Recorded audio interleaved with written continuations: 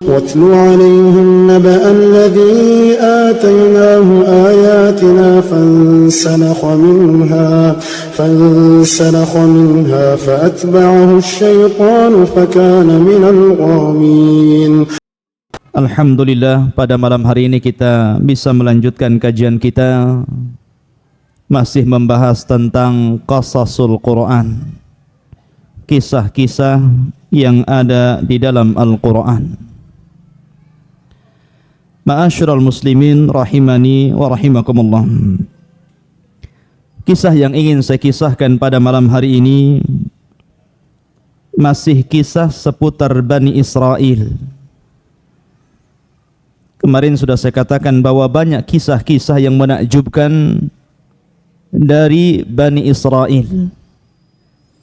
Dan selama kisah itu tidak bertentangan dengan syariat kita, maka Nabi SAW bersabda, hadithu am Bani Israel wala haraj. Kisahkan tentang kisah Bani Israel dan tidak mengapa. Ma'asyiral muslimin rahimani wa rahimakumullah. Kisah ini terdapat dalam surat Al-A'raf, di mana Allah Subhanahu wa taala menyebutkan pada ayat 175 sampai 176. Kisah yang menakjubkan yang banyak pelajaran di dalamnya. Ma'asyiral muslimin rahimani wa rahimakumullah. Kisah ini mengajarkan kepada kita tentang al-istiqamah ala din. Istiqamah di dalam memegang agama kita ini. Kemarin kita sudah menyebutkan tentang kisah Ashabul Uhdud. Bagaimana orang-orang yang memperjuangkan al-haq, kebenaran, tidak lepas daripada ujian. Akan tapi ikhwatu fiddin yang dimuliakan Allah Azza wa Jal, kisah ini terbalik. Kalau kisah Ashabul Uhdud, betul-betul mereka mempertahankan keimanan sampai Allah menjemput ajal mereka. Tapi kisah ini ikhwatu fiddin justru terbalik, di mana pelakunya tidak sanggup mempertahankan akidahnya, sehingga dia menjadi orang yang paling sesat, bahkan orang yang paling celaka. Kisah ini disebut dalam Al-Quran dengan kisah Bal'am ibn Ba'urah. Siapa dia? Bal'am ibn Ba'urah, kisah di zaman Bani Israel. Bal'am ibn Ba'urah ikhwatu fiddin yang dimuliakan Allah Azza wa Jal, dia masih keturunan Nabi Lut alaihi salatu wassalam. Lut ibn Haran ibn Azar. Berarti Lut di sini adalah keponakan Nabi Ibrahim. Ibrahim itu putra daripada Azar. Lah Azar ini memiliki putra namanya Haran. Dan dari Haran ini lahir Nabiullah Lut alaihi salatu wassalam. Jadi Lut adalah keponakan Ibrahim. Dan ma'ruf kisah Lut tentang bagaimana Allah menghancurkan negeri Sodom. Lah dari keturunan Lut alaihi salatu wassalam lahirlah ulama besar Bani Israel. Bahkan dikatakan dia adalah ulama yang paling cerdas dari kalangan Bani Israel, namanya Bal'am ibn Ba'urah. Ma'asyiral muslimin rahimani wa rahimakumullah. Bal'am ibn Ba'urah ikhwatu fiddin yang dimuliakan Allah Azza wa Jal, dia hidup di negeri yang memiliki atau penduduknya Jabbarun. Jadi orang-orangnya itu adalah orang-orang yang sombong. Para pejabatnya adalah pejabat-pejabat yang sombong, yang congkak. Bal'am ibn Ba'urah hidup di negeri seperti itu, yakni di Syam, di daerah Kanaan. Lah ketika orang-orang Kan'aniyun ini mendengar bahwa Nabi Musa alaihi salatu wassalam, di sini diketahui bahwa kisah Bal'am bin Ba'urah ini terjadi di zaman Nabi Musa, sama dengan kisah kemarin. Kisah ini terjadi di zaman Nabiullah Musa alaihi salatu wassalam. ketika Nabi Musa alaihi salatu wasalam berhasil mengeluarkan Bani Israel dari cengkraman kabilah Qibti atau kaum Qibti, kaumnya Fir'aun, dengan membawa mereka dari Mesir menuju Palestina, akhirnya mereka singgah di negeri Kan'an ini dengan membawa seluruh pasukan Bani Israel. Orang-orang Kan'aniyun, terutama para pejabatnya, orang-orang Jabbarun, mereka khawatir kalau kedatangan Nabi Musa alaihi salatu wasalam ke negerinya itu akan membuat kerusakan atau akan menjajah mereka. Mereka tidak tahu bahwa Nabi Musa tidak seperti itu. Dia seorang nabi. Tapi kekhawatiran ikhwatu fiddin biasa para pejabat, para pemimpin yang zalim, ketika datang orang baik, tentu mereka khawatir. Seperti mungkin seluruh pejabat ini korup, tiba-tiba ada yang jujur, kan khawatir yang korup ini. Seperti itu mungkin gambarannya.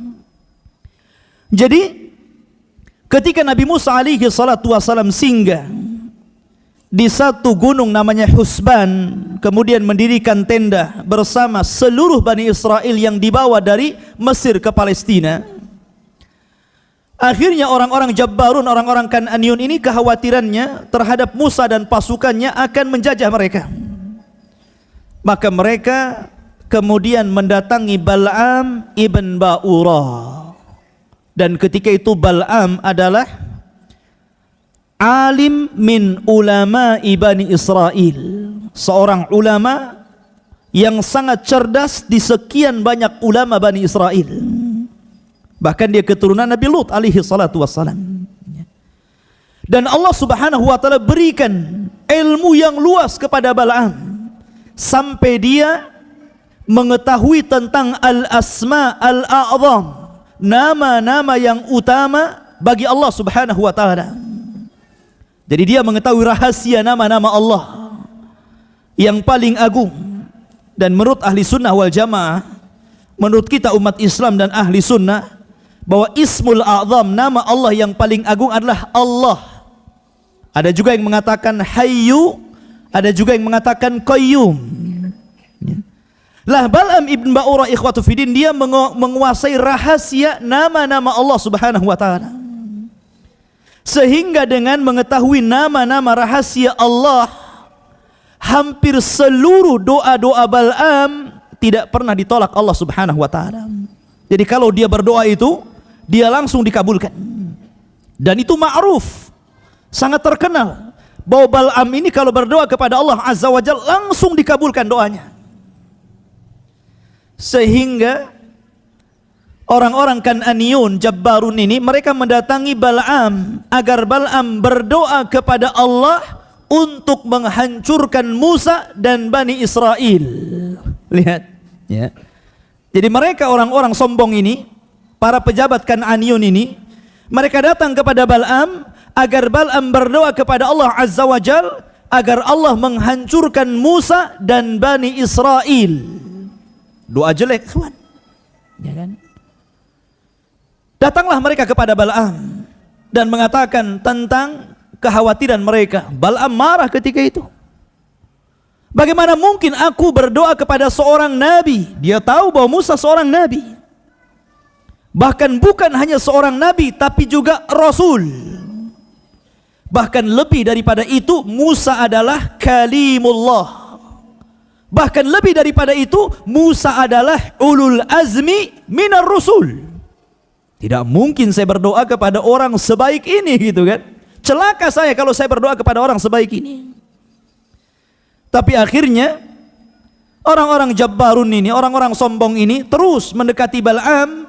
Akhirnya mereka menawarkan kekayaan yang sangat besar, jabatan yang sangat tinggi. Kalau engkau menolong kami, apapun kehendak engkau wahai Bal'am, aku akan berikan. Kami akan berikan. Seberapa banyak kekayaan yang kau kehendaki, kami akan berikan. Pertama Bal'am menolak. Dan terus menolak, tidak mau. Mustahil saya mendoakan celaka bagi seorang nabi. Ya kan? Akhirnya ikhwatu fiddin yang dimuliakan Allah azza wa jalla, Bal'am ini terpengaruh oleh istrinya. Biasa. Biasanya istri ini yang membawa pengaruh negatif. Suaminya sampai stroke gara-gara istrinya. Jadi istrinya ini yang kemudian terbayang-bayang kalau dia memiliki kekayaan yang banyak, jabatan yang tinggi, tentu akan lebih dihormati lagi. Dia memilih dunia daripada akhirat. Akhirnya Bal'am pun terpengaruh dengan dunia sehingga menanggalkan keulamaannya. Na'udzubillah. Itulah fitnahnya para ulama. Fitnahnya para ulama salah satunya adalah apa? Dengan kekayaan, dengan pangkat dan jabatan. Makanya Allah mengatakan wala tashtaru bi ayatillahi thamanan qalila. Janganlah kalian menjual ayat-ayat Allah dengan harga yang murah. Akhirnya ikhwatul fillah yang dimuliakan Allah Azza wa Jalla, Bal'am pun membawa pasukan ke Gunung Husban, di mana gunung ini terbentang panjang sampai kepada kemahnya Musa dan Bani Israel. Mulailah Bal'am berdoa kepada Allah Subhanahu wa taala. Faya subhanallah ikhwan. Tidak mungkin seorang nabi akan didoakan kecelakaan dan langsung celaka. Tidak mungkin. Nabi memiliki para malaikat yang menjaganya. Sehingga niat Bal'am ini adalah niat yang buruk. Allah tidak mengijabah doanya. Setiap kali dia berdoa kepada Allah tentang kecelakaan kepada Musa dan Bani Israel, kecelakaan itu justru menimpa kaumnya Kanaan. Setiap dia berdoa kebaikan untuk umatnya Kanaan, kebaikan itu justru kepada Musa dan Bani Israel. Lidahnya kepeleset-peleset. Ya. Jadi setiap dia berdoa kepada Allah Subhanahu wa taala, ya Allah, hancurkan, mestinya dia ngomong Musa, hancurkan Kanaan. Dia susah ngomong Musa dan Bani Israel itu. Kepeleset-kepeleset lidahnya. Ya. Sehingga para pemimpin Kanaan ini mengatakan, wailaka ya Bal'am, celaka engkau Bal'am. Mestinya engkau berdoa kecelakaan kepada Musa, kenapa kau berdoa kecelakaan untuk kami? Ya. Mestinya engkau berdoa keselamatan untuk kami, kau berikan kepada Musa dan kaumnya. Apa-apaan kau Bal'am? Allah Subhanahu wa taala tidak mengizinkan doanya. Terus kepleset terus ngomongnya. Akhirnya ikhwatu fiddin yang dimuliakan Allah Azza wa Jalla, ini menunjukkan apa? Khasirat dunya wal akhirah. Bal'am ini rugi, sudah dunia rugi, akhirat rugi. Dia mendoakan kecelakaan kepada Musa alaihi salatu wassalam, ikhwan. Akhirnya Bal'am pun karena tidak manjur doanya, tidak diijabah oleh Allah Subhanahu wa taala. Kadang dia sudah mendapatkan kekayaan yang banyak kan gitu. Akhirnya dia membuat makar. Terhadap Bani Israel, pengikut Musa alaihi salatu wassalam. Dengan cara apa? Inilah hancurnya Bani Israel. Salah satu fitnah terbesar Bani Israel, inilah fitnahnya. Dan fitnah ini juga melanda kepada kita kaum muslimin. Maka Bal'am mengatakan bahwa cara ini tidak bagus. Kita buat cara lain. Apa caranya?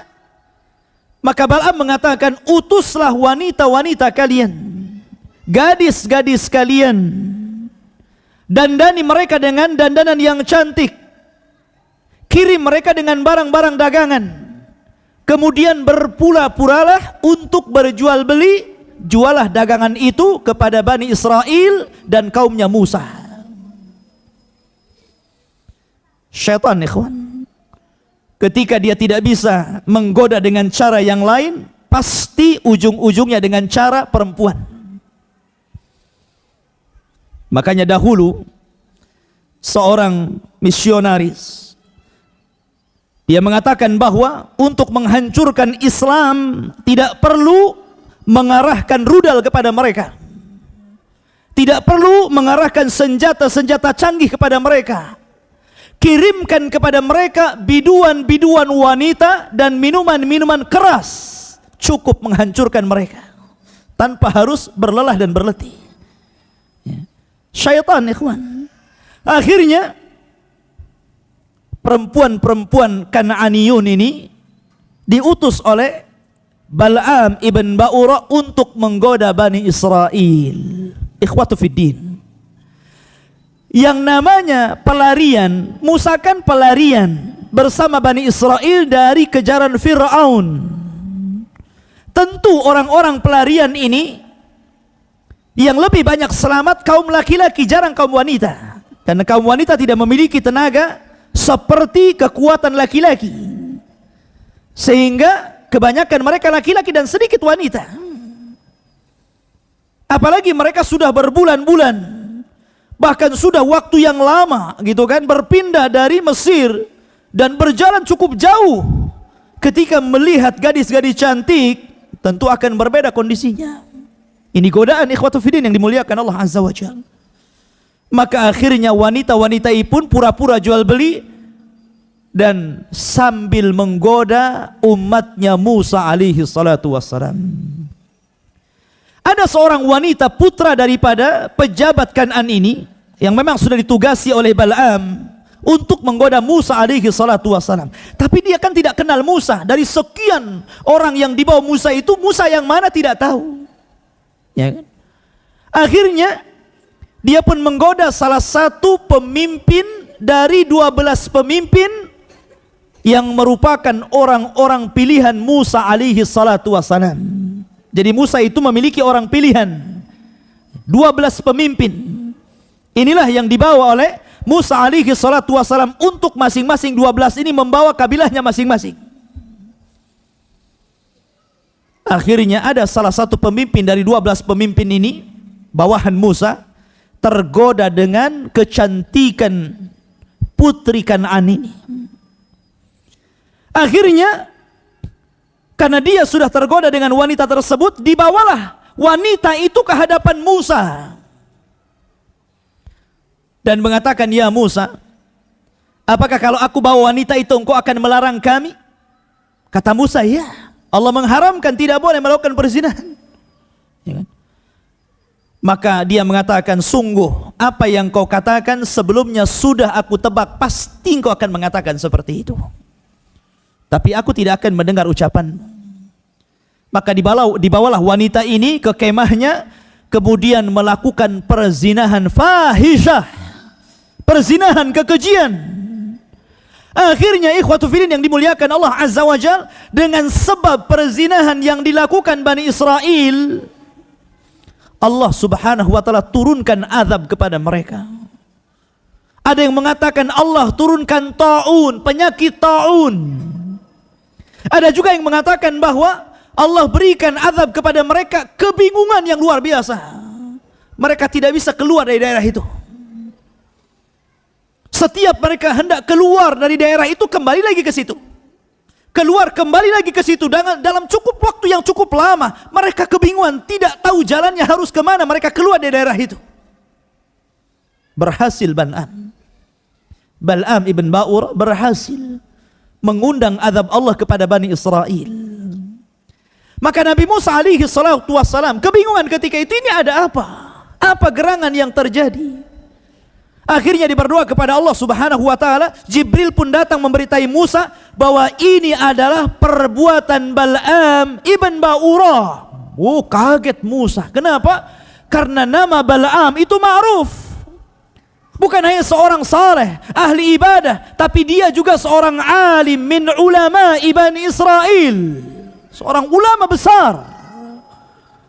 Bagaimana mungkin dia bisa melakukan seperti ini? Maka Allah Subhanahu wa taala kemudian mengabulkan permintaan Musa agar Allah mencabut seluruh pengetahuan Bal'am tentang rahasia nama-nama Allah yang azam, yang agung. Maka dicabutlah ilmu itu dari Bal'am. Maka Bal'am sekali lagi mengatakan, khasirtu dunya wal akhirah. Sungguh aku rugi dunia dan akhirat. Sudah membuat Musa terkena azab Allah Subhanahu wa taala. Tapi Bal'am terus mengikuti hawa nafsunya, bukan bertobat. Ya. Akhirnya ikhwatu fiddin, ada salah seorang pemimpin yang lain dari pemimpin 12 ini marah karena tahu sebabnya. Dia mengambil tombak, kemudian datang ke kemah salah satu pemimpin yang sedang berzina. Ketika sedang berzina, na'udzubillah, maka tombak itu ditusukkan seperti sate, ditusukkan kepada punggung wanita itu dan tembus kepada laki-lakinya. Akhirnya tombak itu dibawa, ikhwatu fiddin, dibawa seperti ini, sementara terpanggang dalam tombak itu laki-laki dan wanita yang sedang berzina. Keluarlah dari tenda. Kemudian diarahkan tombak ini ke langit dan mengatakan, hakadha naf'alu biman asak. Inilah yang kami harus lakukan kepada orang-orang yang telah bermaksiat kepadamu ya Rabb. Akhirnya Allah Subhanahu wa taala dengan kejadian itu menghilangkan azabnya, membuka tabir rahasia kebingungan, mengangkat penyakit taun, dan mereka terbebas dari azab Allah Subhanahu wa taala. Disinilah Allah Subhanahu wa taala menceritakan dalam surat Al-A'raf. Allah Subhanahu wa taala berfirman, "Watslu 'alaihim." Bacakan kepada mereka wahai Muhammad.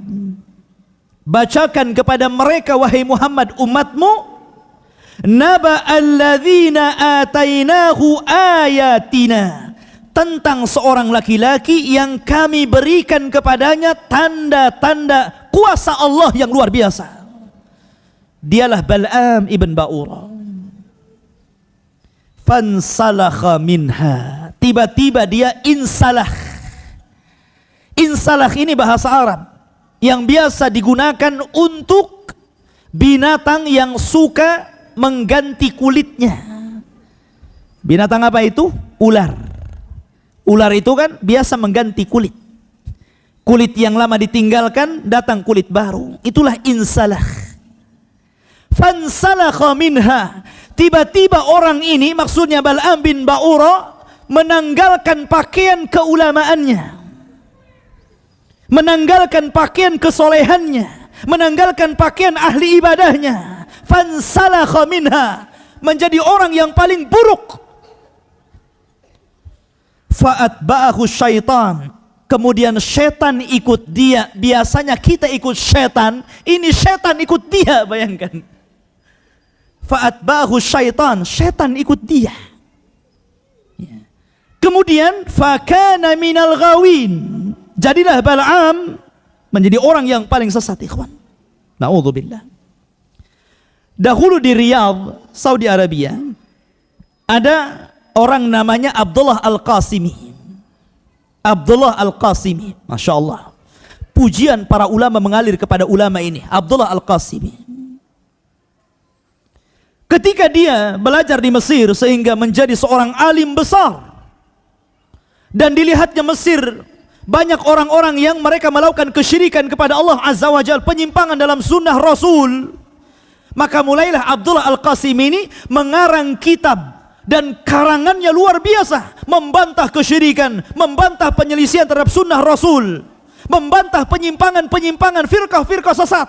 Sampai kitabnya yang dikarang di Mesir ini sampai kepada Hijaz dan dipuji para ulama besar karyanya. Saking hebatnya Abdullah Al-Qasim ini membantah kelompok-kelompok sesat, karena dia mengikuti akidahnya Syekh Muhammad bin Abdul Wahhab, akidah tauhid, tauhidul khalis, akidah tauhid yang sangat murni sekali.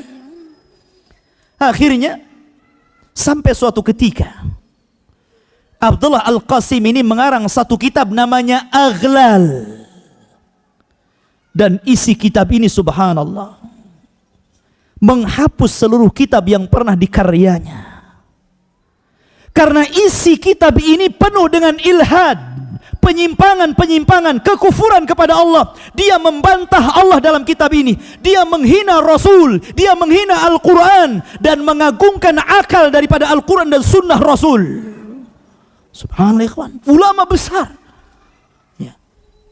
Persis seperti Bal'am fansalakha minha, dia tanggalkan keulamaannya.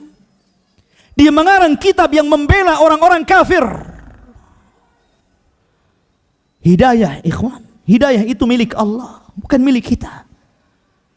Terkadang kita punya kawan ya, yang tadinya ahli salat, ahli puasa, rajin di majelis ta'lim, tiba-tiba hari ini dia menjadi preman, ketua geng. Terkadang dia jauh dari masjid, bahkan menjadi orang yang paling jahat.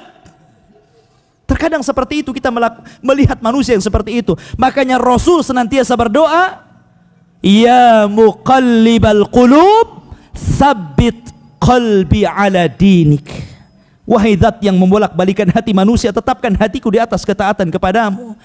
Tetapkan hatiku di atas agamamu. Karena terkadang yusbih mu'min wa yumsi kafir. Terkadang orang paginya mukmin, malamnya sudah kafir. Hidayah milik Allah. Kemudian Allah katakan, walau syi'na, kalau kami berkehendak, kata Allah, la rafa'nahu biha, kami akan angkat derajat Bal'am ini. Dia sudah jadi ulama. Kalau Allah mau, Allah angkat derajatnya. Tetapi walakinnahu akhlada ilal ar. Tapi Bal'am ini lebih cenderung kepada dunia daripada akhirat. Akhirnya wattaba ahwa, dia pun mengikuti hawa nafsu. Perhatikan bagaimana Allah Subhanahu wa taala mempermisalkan Bal'am dalam Al-Qur'an dengan permisalan yang sangat buruk sekali. Apa permisalannya? Allah lanjutkan firman-Nya, famasaluhu kamasalil kalbi, permisalan Bal'am persis seperti anjing. Lihat bagaimana Allah Subhanahu wa taala mempermisalkan Bal'am seperti anjing. Terkadang Allah mempermisalkan orang itu dengan binatang. Seperti ketika Allah menyindir orang-orang Yahudi yang mereka membaca Taurat tapi tidak pernah mengamalkan Taurat. Maka Allah mengatakan, masalul ladzina hummilut Taurat kamasalil himari yahmiluna asfara.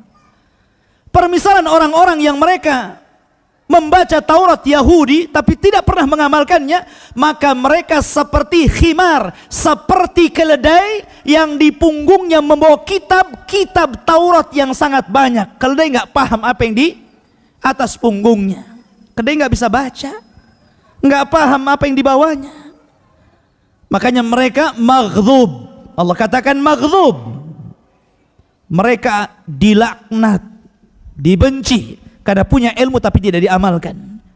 Makanya Allah Subhanahu wa taala di dalam Al-Qur'an ini membuat sebuah pelajaran hebat kepada kita tentang wajibnya istiqamah, mempertahankan istiqamah di atas sunnah Rasul. Kemudian Allah Subhanahu wa taala melanjutkan, in tahmil alaihi yalhas au tatrukhu yalhas. Anjing itu ikhwan, dia kan suka menjulurkan lidah. Engkau halau dia tetap menjulurkan lidah, engkau biarkan pun tetap menjulurkan lidahnya. Artinya apa? A'angdzartahum am lang tungzirhum la yu'minun. Kau berikan peringatan kepada mereka ataupun tidak, tetap tidak beriman mereka itu. Sudah peka. Ya. Maka Allah katakan, dzalika masalul qaumil ladzina kazzabu biayatina. Begitulah Allah berikan permisalan kepada hamba-hamba yang mendustakan ayat-ayat kami. Faqsusil qasas. Allah tutup, maka ceritakan kisah-kisah ini. Supaya apa? La'allahum yatafakkarun. Agar mereka mau berfikir. Karena kisah-kisah Al-Quran itu jundun min junudillah. Tentara-tentara Allah yang Allah kirim kepada kita umat manusia untuk membawa pesan-pesan supaya setiap kejadian kita ini ikhwatu fiddin mengaca kepada umat sebelum kita. Makanya Allah katakan bahwa kisah-kisah ini diceritakan kepada Rasul linusabbita bihi fuadak, agar kami menghibur hatimu wahai Muhammad. Mungkin ketika engkau berdakwah kepada umatmu tentang dakwah yang hak, kemudian umatmu menentang, maka begitulah rasul-rasul sebelum mereka ditentang. Atau ketika lamanya berdakwah, tidak juga umatnya mengijabah dakwah Rasul, begitu juga dia bisa mengaca bagaimana Nuh alaihi salatu wasallam berdakwah 950 tahun hanya mendapatkan 80 lebih pengikut saja. Ketika kita melihat bagaimana kecongkakan orang-orang sombong, dan akibatnya lihatlah Qarun, lihatlah Fir'aun, lihatlah Namrud. Fangduru akibatul mukadzibin. Lihatlah bagaimana akibat orang-orang yang mendustakan terhadap ayat-ayat Allah. Jadi dengan kisah-kisah ini kita bisa menghibur diri, ikhwan.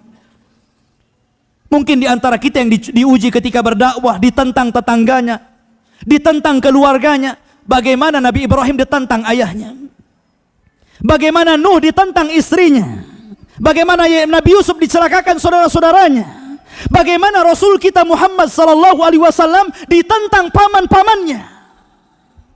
Kita bisa melihat kisah-kisah itu. Makanya Allah katakan faqsusil qasasa la'allahum yatafakkarun. Kisahkan kisah ini supaya kalian bisa berpikir, bisa mengaca, memandang kisah-kisah itu dan membuat ibrah kepada kita. Walaupun mungkin ayat ini ikhwatu fiddin, sebab turunnya berkisah tentang Bal'am, al-ibratu bi umumi lafzi la bi khususis sabab. Bahwa sebuah pelajaran itu bukan karena khususnya ayat itu turun, tapi karena umumnya lafad. Lafad ini umum, mencakup kita semua. Maka berdoalah kepada Allah subhanahu wa ta'ala agar Allah senantiasa mengistiqomahkan kita.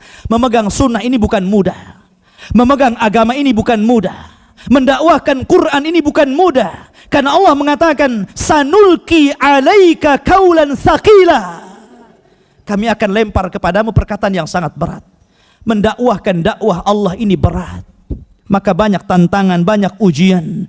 Tapi beruntunglah orang-orang yang mereka sabar dan sabar di atas keterasingannya.